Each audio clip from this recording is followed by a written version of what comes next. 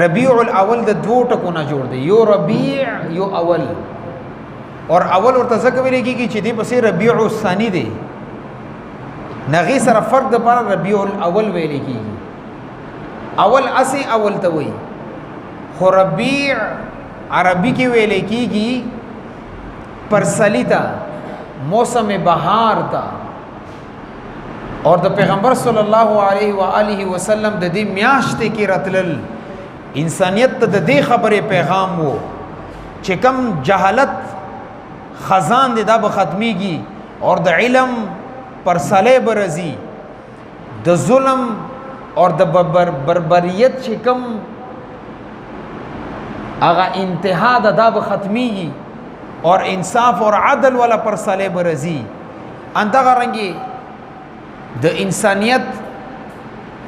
کم جهالت تیارو کې ډوب شوی دی دا به ختم شي رڼا ته به انسانیت راشي ځکه الله رب العزت د ربیع الاول میاشتې کې د پیغمبر صلی الله علیه وسلم د دنیا ته د راتلو فیصله کړي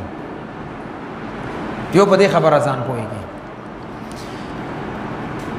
دویم دا چې د پیغمبر صلی الله علیه و آله وسلم په سیرت باندې په صورت باندې دغه کردار دغه گفتار دغه کریکٹر باندې په دې میاشته کې دینه علاوه ډیر ګڼ شی بحث کیږي خدا خبره یاد ساتي د پیغمبر صلی الله علیه و آله وسلم نن صلی وکاله مخکې تیر شوی دی خطیبان د پیغمبر صلی الله علیه وسلم په سیرت بیانې دو باندې ستړي شو ختم شو خاوري ایری شو مفسرین په تفسیر کې بیانې دو باندې ستړي شو اور مورخین په لیکلو باندې ستړي شو مقاله نگاری په مقالو لیکلو باندې ستړي شو خطبه په بیانولو ستړي شو علما د عوام الناس ته په بیانولو خاوري ایری شو خو د پیغمبر صلی الله علیه وسلم سیرت چا پورا نکړو د مسجد په د منبر او محراب باندې دا مسجد جوړ شوی 15 شل کال وشو پیغمبر صلی الله علیه وسلم سیرت بیان شوی دی بیانېږي به اوس هم روان دی دا سیرت څوک نشي بیانولی مونږ کله نه مدرسې سره منسلک شوي یو 2002 نه تر اوس 2022 شل کله مونږ د پیغمبر صلی الله علیه وسلم سیرت بیان کړی دی دا سیرت بیا هم یو سری برابر یو قطره هم مونږ نه دی بیان کړی شوی دا دومره لوی سیرت دی دیو جن د پیغمبر صلی الله علیه وسلم په سیرت باندې بحث کول دا یو مقدس موضوع دی یو مقدس پهلو دی د باندې چې څومره بیانات کوي دا د پیغمبر صلی الله علیه وسلم سیرت او صورت د مونږ اختتام دی نشو رسوله یو درجه کې بھی بیان کو 1% بھی بیان کو 2% بھی بیان کو یو حصہ بھی بیان کو خنور یو سړی کا دا داوا کوي چې ما د پیغمبر صلی الله علیه وسلم مکمل سیرت بیان کړی دی دا کله هم نشي کېدلی نما د 60 منټو کې 15 منټو کې تاسو سره مخاطب کېدل دا دغه یو حصہ ده اگر چې دینه مخکې مونږ ډیر بیان کړي بیا به هم بیانو دا زموږ د ایمان حصہ ده د دین حصہ ده د قران حصہ ده د حدیثو حصہ ده د دین اسلام حصہ ده خو بیا هم دا یو مقدس پهلو دی دی باندې چې څوک باس کوي غيو بختور سره دی مبارک سره دی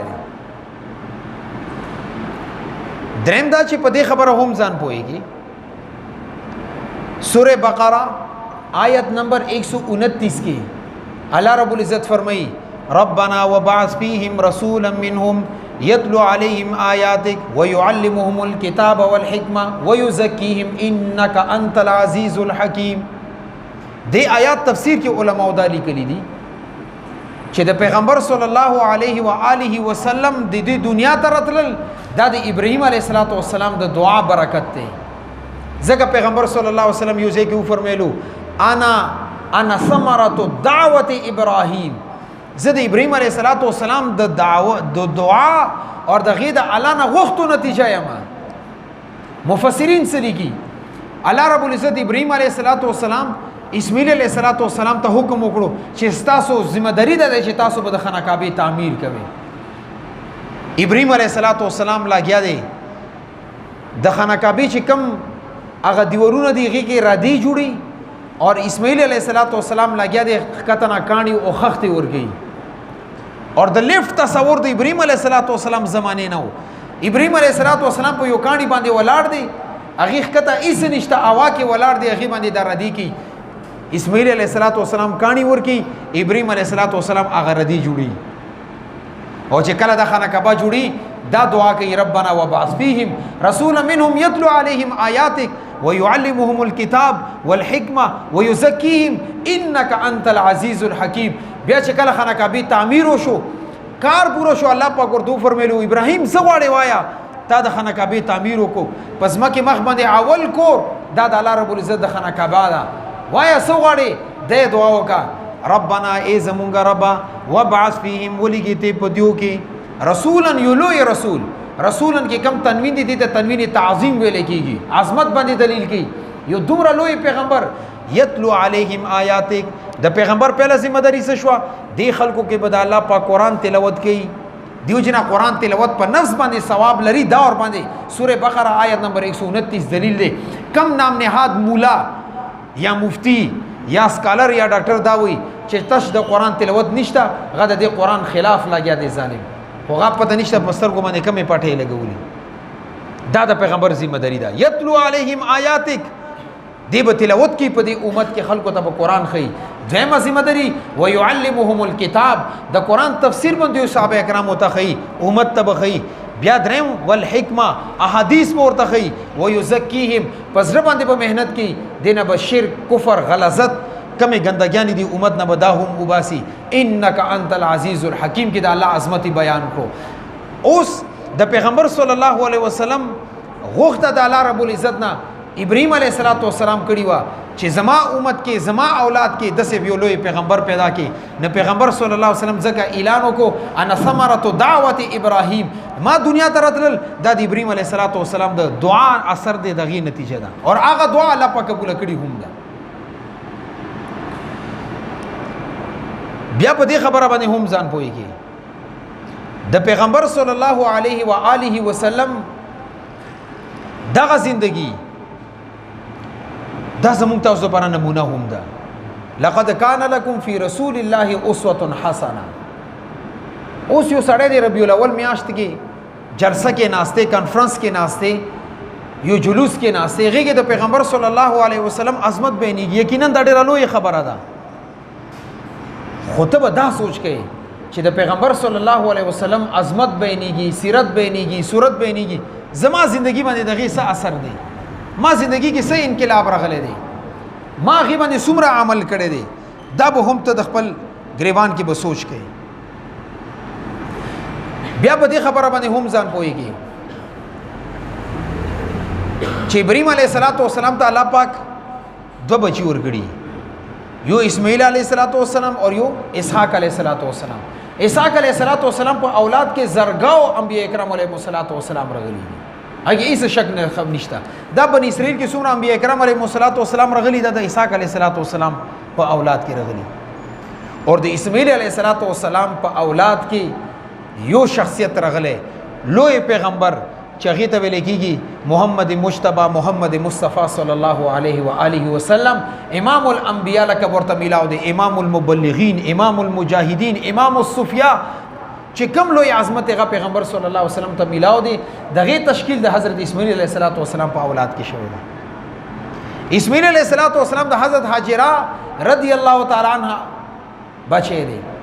دیو جنا پیغمبر صلی الله علیه وسلم په فرمایلو چې مصر سره زما دوه تعلقات دي یو تعلق مو په دې اعتبار سره چې زما مور یعنی زمانیا حضرت هاجره رضی الله تعالی عنها تعلق هم د مصر سره و اور دویم دا چې زما کور والا ماریا قبطیه رضی الله تعالی عنها هم ما د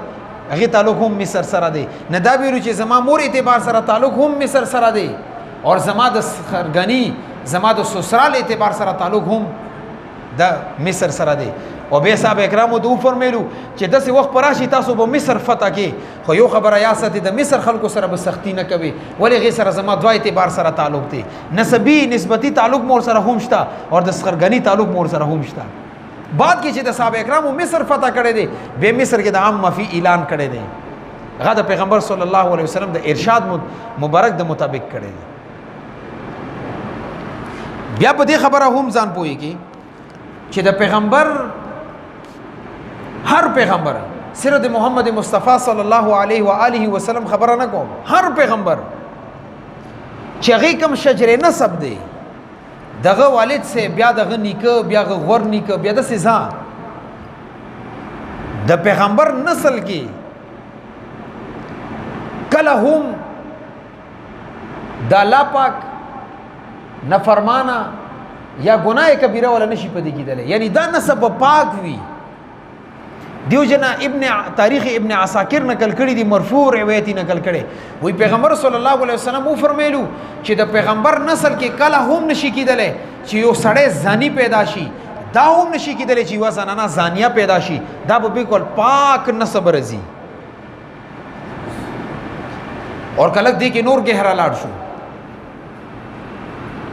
دا لا پرېدا وا چې د پیغمبر په نسل کې ناشکر هم نه پیدا کیږي، دې نسب کې بنا شکر نه وي، ګناه کبیره ولا زنا ولا دا ډیره لوی خبره ده، دا ډیره باد کې خبره ده، دا ډیره بعد خبره ده. هغه باندې دلیل څه دی؟ هغه باندې دلیل دغه دی، تاسو تاریخ کتابونو کې د سیرت کتابونو کې دا کتلی چې کله د اسماعیل علیه السلام نکاح وشو اور ځانته کور جوړ کو ابدیو کا یوځه کې پتی کېدو باندې شو، نو ابراهیم علیه السلام د ډېرې مودې نه پس د خپل بچی اسماعیل علیه السلام ملاقات ته راغلو، دروازې باندې ناکینګ وکړو،